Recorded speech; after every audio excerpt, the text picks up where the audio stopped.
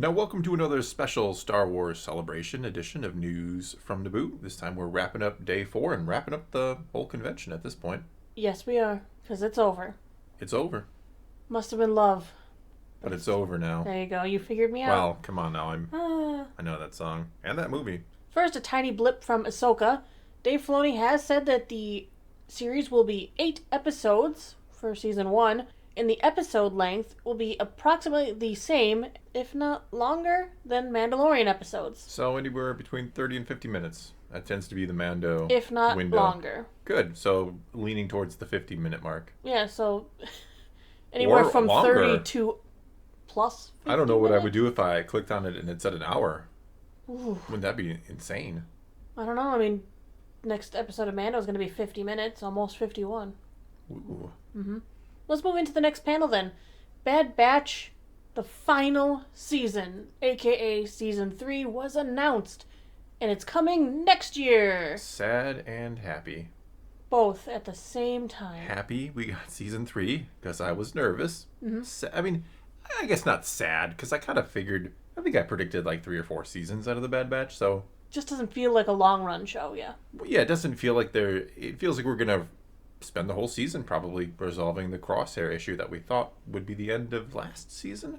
What I think is interesting, and it's something I mentioned to you actually a few minutes before we started recording, I wonder if the entire reason that season 2 was delayed and pushed back, is because they wanted to get a head start on season 3 so that they wouldn't have a huge gap in between the, like, boom, cliffhanger, and now wait really long time Wait instead a of year and now a we're half. waiting a year. Yeah, I'm and gonna. some. Yeah, because they did show a teaser trailer to the people there and to the people on Reddit. I have a description of it for everybody. Well, we kind of saw it.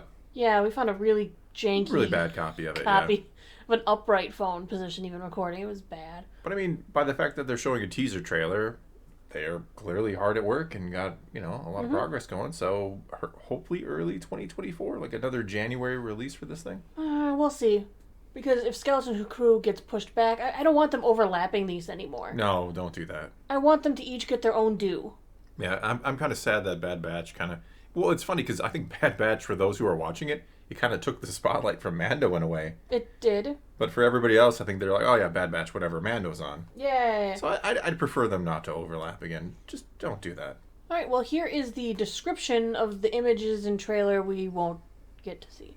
It began with the Emperor, once again voiced by Ian McDiarmid, visiting Dr. Royce Hemlock, our clone evil guy, on Mount Tantus. The Emperor said, Evil cloner, let's call him. You're making him sound like Okay, he's cloned. whatever. But unless He you could know a be, big we don't twist. You know the big twist, I see. The Emperor says, it's imperative that this facility remains secure. Your brilliance is a great asset to this empire. So cloning is something Palpatine's obviously very interested in. We all know why. Why? Yeah. Then we see members of the Bad Batch, with Hunter addressing Omega's capture at the hands of the Empire, saying, Omega's been waiting for us. I'm not making her wait another day. He wants to save her, obviously. You're not going to hang out on Pabu or something for another day? Maybe do Pabu. some fishing? Well, I think they're going to need an army. There are rumors that in the trailer, which was hard for us to see, that Rex and Wolf were both spotted. I heard Wolf is in the trailer, yeah. Mm-hmm. I didn't see him. I think somebody's head was blocking it. Yeah. We see Omega with a new hairstyle and a sullen-looking crosshair, both still in Imperial custody. Together, though. And she says, I'm not giving up on you, Crosshair. And he tells her, I'm not them. I'm not your brother, No, Bad Batch yeah, brothers, yeah. yeah, because she says, I won't leave you either. You're not my brother. And he's like, I'm not them. And he's right. Yeah, he's saying, I don't lump me in with those others. I never really cared for you like they did. Maybe he doesn't want her to risk herself for him. I don't think so. I don't think Crosshair's like gone to the light side, if you will. I don't think he's going to be like a total good guy. No, but maybe he's not a total jerk either. Yeah, I think he's just going to be Crosshair. Mm-hmm. There are glimpses of several worlds and characters, including Republic commandos, which they got up and looked ominous. That's all I saw. They in the always trailer. looked It's like, ominous. whoa.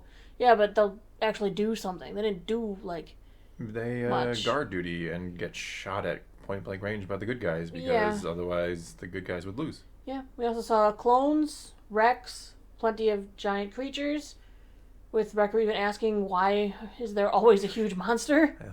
He speaks for the fans. And then the surprise towards the end was Fennec Shand reappeared. We haven't seen her since season 1. Or, Book of Boba Fett and stuff. Yeah. She was there too, I suppose. Yeah, no Fennec Shand or Boba Fett yet in Mando. Curious. Oh, they're coming. Don't even. Yeah, we heard this weekend that these last 2 episodes are like just jam-packed full of stuff, so we'll see. So I'm looking forward to the Bad Batch final season. It's going to be exciting. Hopefully, great culmination to everything that they've done so far. And my prediction is that everyone dies but Omega. Well, that was dour. There goes my excitement. Now I don't want to see it. Yes, you do. I'm super excited, and not to get ahead of myself, but I am curious what comes next. The Rex, Wolf, and Gregor show? Hey, I'm just asking. You just want to watch them hang out on that one planet, fishing up the big thingamajiggers? Yes, from Rebels. I can't think of what that thing was. They had the ATTE all fishing rigged up. rig, yeah. Really fancy. Yep. The other piece of animating news was we got a Star Wars Visions Volume 2 trailer and officially confirmed that May the 4th will be the release date for the shorts. Super excited. It's going to be a fun day. I really enjoyed the first round of Visions. This trailer kept my enjoyment level pretty high. I mean, the animation style is all over the board this time. It's not... So did the tone. It was so weird watching because it was like the tone was everywhere. The and not a complaint. I'm not saying that's bad. It was strange watching, like, going from something that looked very serious in one style to something far more lighthearted in a different style. They did something like that in the Japanese ones. Yeah. Sure. But their tone was actually, I feel, a little more consistent amongst them. The only standouts that everyone kind of, like, sticks out to people are Toby. Yeah, and the Tatooine Rhapsody one. Yes, Tatooine Rhapsody. Yeah, with the mini Boba Fett. It was so cute. Yeah, but all the other ones, I mean, not total same tone, but kind of more, I don't want to say grounded because we had the weird episode with the twins. Not weird, but it was over the top. I mean, I don't know, those were the ones that felt a little more lighthearted. There we go. Lighthearted. Everything else kind of had a little more of an edge to it, I guess. I don't know. All right, well, we also have a little synopsis on each of the episodes, which studio they're by, and the title. First up, we're going to have Sith by El Guri. What's it going to be about? A former Sith apprentice leading a peaceful but isolated life is confronted by the past when her old master tracks her down. I think that's the one that you see very first, right off the bat, the guy who almost looks like Malak. Yeah, everybody's got a breather mask. You know, because it's cool. Every Darksider gets one. It's like as soon as you turn, they're like, "Here's your breather mask." Then they're ready. You're official. Yes, but that is the first one. Next we have Screecher's Reach by Cartoon Saloon. I'm pretty sure I recognized that one. It's got the art from the company that did the Secret of the Kells and that Viking School show. So I was like, okay, Viking School? Yeah, it was a show on Netflix called Viking School. Oh, spelled Skool. School. Oh, perfect. School, not spelling school properly. Well, it's Viking School. So. And this one is about a young girl seeking reprieve from her days in a rural workhouse, discovers a legendary haunted cave with her friends. The cave's dark pull will change the trajectory of her life forever. Next we have In the Stars by Punk Robot. Two sisters, the last of their kind, who live in hiding on their ravaged land, squabble about how to survive with the Empire encroaching. On a water run, the sisters must fight back when they are discovered. Dun dun dun. Mm-hmm. As long as it's not Lop and Ocho, we're fine. Whatever. That one was good and you know it. You just don't want to admit how great that one was. It wasn't my favorite. The next one was actually previewed at Celebration. This is the Wallace and Gromit one, right? Yes. I Am Your Mother by Aardman, which I think I pronounce wrong every time, but I'm going with it. Yep. Young pilot Annie, who is embarrassed by her sweet and clingy mum. Does he know how to spin? It's a girl.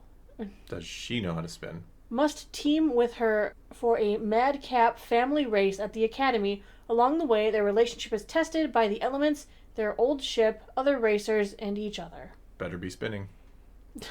I hope so. I heard good things about this from the people who were there. We actually had one of our Discord members got to see it, was at the panel, said it was cute.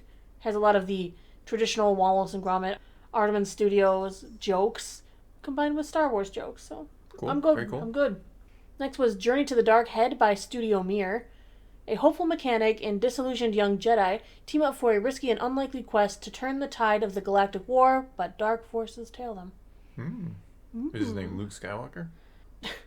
Probably not. I think every one of these invents pretty much their own characters. Yeah, they might borrow some side it was ones. a joke because it kind of a little Never mind. Next is The Spy Dancer by Studio La Cachette. The premier dancer at a famous Imperial frequent cabaret uses her unique skill set to spy for the rebellion, but the presence of a mysterious officer threatens to derail her mission. This sounds risque. I know I'm showing it, and it's gonna take me a while to do it when I'm actually editing, so I'm already regretting my choices here. Well, then don't show them. I'm going to try and actually pick out frames from each individual Wow. studio, because I have art examples and stuff for most of them, so I'm pretty sure I can identify them. Ooh. Yeah, I already You're know. making extra work for yourself again. Already I'm making extra work for myself, and it's late. The next one is The Bandits of Golak by 88 Pictures. Fleeing from their village by train and pursued by ferocious Imperial forces, a boy and his force-sensitive younger sister seek refuge in a vibrant and dangerous dhaba. It's an Indian word. Okay. I don't know what it means, and I'm ashamed of myself for not looking it up first, actually. I mean, you're going to put it on the screen after. Don't make more work for myself. No, I'm too not. late now. You're That doing one's it. no, that was not happening. Fine. The next is The Pit, which is by Dart and Lucasfilm Ltd. A fearless young prisoner forced to dig for Kyber by the Empire plans a risky escape for he and his people. And the last one is Owl's Song by Triggerfish. An alien child who longs to sing is raised by her loving but stern father to stay quiet because of the calamitous effect her voice has on the crystals in the nearby mines. Sounds weird. Hopefully I managed to succeed, and I managed to single out a couple of frames for each of these, at least one frame for each of these. If not, sorry. You tried. I did try. I can vouch for you, because I know you will try. I will try. Even though there is no try. Just do or do not. So don't fail them. There is try. You have to try in order to even fail or succeed. No. You just fail or succeed. No, stop. That's not how the Force works. Ooh, you're telling Yoda how the Force works? I'm telling you. Alright, and the last bit of news was we found out Star Wars Celebration in 2025 is returning to Japan. Yes, they are skipping a year. Boo! But with it coming to Japan, April 18th to the 20th, that's great time for them to release the film schedule a little more solidly. Probably a trailer, because the movie should be coming out that December. Probably the build-up will begin. The build-up will begin to the Rey movie. Because that's going to be the first one. Way to deflate it. It's because that script they're saying is like 6 weeks-ish out from completion. Yeah. So that's going to be the first one. I think we're going to get a 2-year break, because they said in December 2027 they're shooting for the next one. Their original schedule was like, Yeah. Well, originally we were supposed to get like Rogue Squadron in a few months here. Wow. Later this year. You're going to bring up Rogue Squadron? Well, Dirty fool. hey, they brought it up first.